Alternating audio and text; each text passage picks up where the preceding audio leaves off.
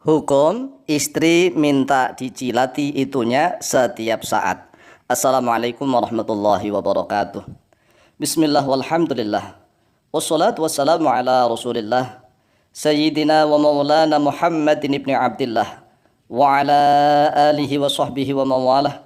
Wa la hawla wa la quwwata illa billah amma ba'd. Saudaraku kaum muslimin wal muslimat rahimakumullah, yang tidak lupa dan tidak pusan-pusannya, senantiasa kami doakan semoga Allah Azza wa Jalla memberikan kesehatan, sehat walafiat lahir dan batin. Semoga Allah Jalla Jalaluh memberikan rizki yang melimpah ruah, harta yang barokah, menjadikan anak-anaknya anak-anak yang soleh dan solihah, dzurriyyahnya dzurriyyah yang thayyibah, hidupnya sukses, bahagia dan selamat di dunia dan di akhirat. Amin amin Allahumma amin. Saudaraku kaum muslimin wal muslimat rahimakumullah, menanggapi pertanyaan yang berbeda. Yang satunya bertanya begini, bagaimanakah hukumnya seorang istri yang minta dicilati anunya setiap saat? Nah, kemudian yang kedua nih, ada yang menjawab, wah menjijikkan. Karena apa? Lidah, mulut itu kan digunakan untuk berzikir, digunakan untuk menyebut asma Allah, digunakan untuk membaca Al-Quranul Karim. Tapi mengapa dipakai untuk menjilati itu? Katanya begitu. Oleh sebab itulah, di dalam hukum Islam itu kita tidak boleh simpang siur, ya, tidak boleh simpang siur. Kita harus mengetahui ilmunya terlebih dahulu, kemudian kita baru komentar. Jangan sampai kita berkomentar tanpa tahu ilmunya.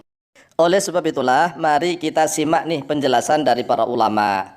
Kita nukilkan satu ibarat dari kitab Al-Mawsu'atu Al-Fiqhiyatu Al-Kuwaitiyatu, yaitu kitab Mawsu'ah Al-Fiqhiyah Al-Kuwaitiyah. Wa qala al-Fananiyu minasyafi'iyati.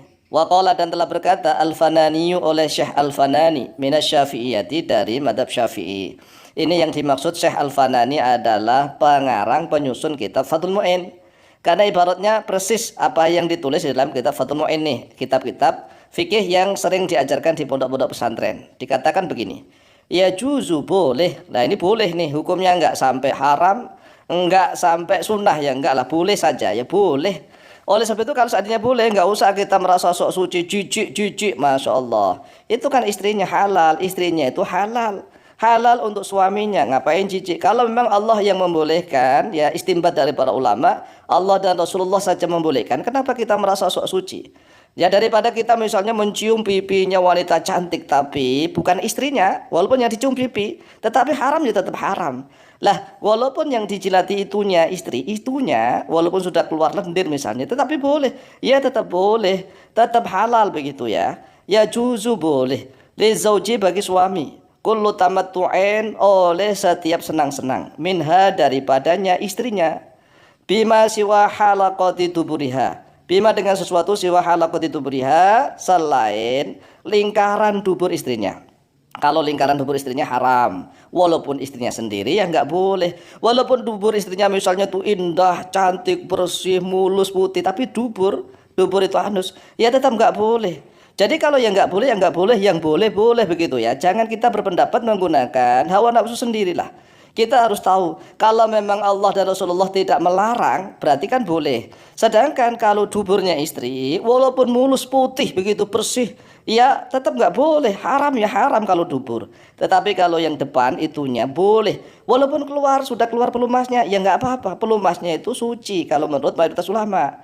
Kalau seandainya pelumasnya itu najis misalnya nih, berarti senjatanya suami saat dimasukkan itu kan berarti mengandung barang yang najis, kan tidak mungkin. Itu tidak najis, suci. Jadi rutubatul farji itu bahasa Arab, ya bahasa Indonesianya ya pelumas lah, pelumasnya wanita itu suci, tidak najis. Kalau seandainya pelumas wanita rutubatul farji itu najis, lah bagaimana nanti kalau tercampur misalnya nih dengan anak, menjadi anak, masa anaknya najis? Ya enggak lah. Jadi rutubatul farji itu mirip mani, maka tidak najis.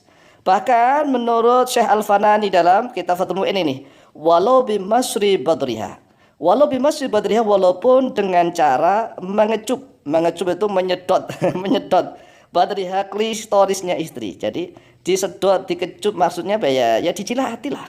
Kan dijilati, kalau dikecup, disedot.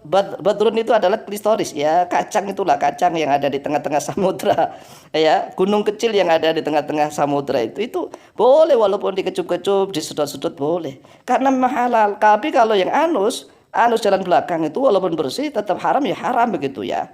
Nggak boleh. Jadi aku nggak boleh berpendapat menggunakan perasaan hawa nafsu sendiri. Kalau memang Allah dan Rasulnya, ini standar Allah dan Rasulnya. Jadi kan standar nih. Kalau Allah dan Rasulnya tidak melarang, boleh ya boleh. Walaupun mulut, lesannya sering dipakai zikir, dipakai membaca Al-Quran. Tetapi kalau mengecup, menjilati istrinya, boleh ya boleh. Tetap boleh begitu dah. Wasarraha al-Hanafilatu, dan telah menjelaskan oleh madhab Hambali bijawazi takbilil farji, pada kebolehannya menciumi anunya istri qoblal jima'i, di dalam sebelum jima. Jadi bolehnya kalau menurut madzhab Hambali nih, bolehnya ini menciumi, menyedot, menjilati anunya istri itu sebelum jima. Kan ini foreplay. Di dalam bahasa Arabnya muqaddimatul jima. Ya, foreplay itu muqaddimatul jima. Agar sang istri bisa mengeluarkan rutubatul farji terlebih dahulu, yaitu pelumas. Kalau pelumasnya sudah keluar, kan tidak terlalu perih nih, nggak terlalu sakit bagi istri. Bagi suami juga tidak terlalu sulit untuk memasukkannya begitu ya, karena sudah ada pelumasnya begitu. Makanya boleh. Wa karahati ba'dahu, dan pada makruhannya menciumi anunya istri ba'dahu, di dalam setelah jima. Ya kan sudah, kalau sudah selesai kan sudah ngapain diciumin lagi, kan sudah selesai. Kecuali kalau memang ronde kedua itu ngawali lagi, ya nggak apa-apa kan gitu. Tapi kalau sudah selesai nggak mau jima lagi misalnya, ini kalau menurut madzhab Hambali makruh, ya kan.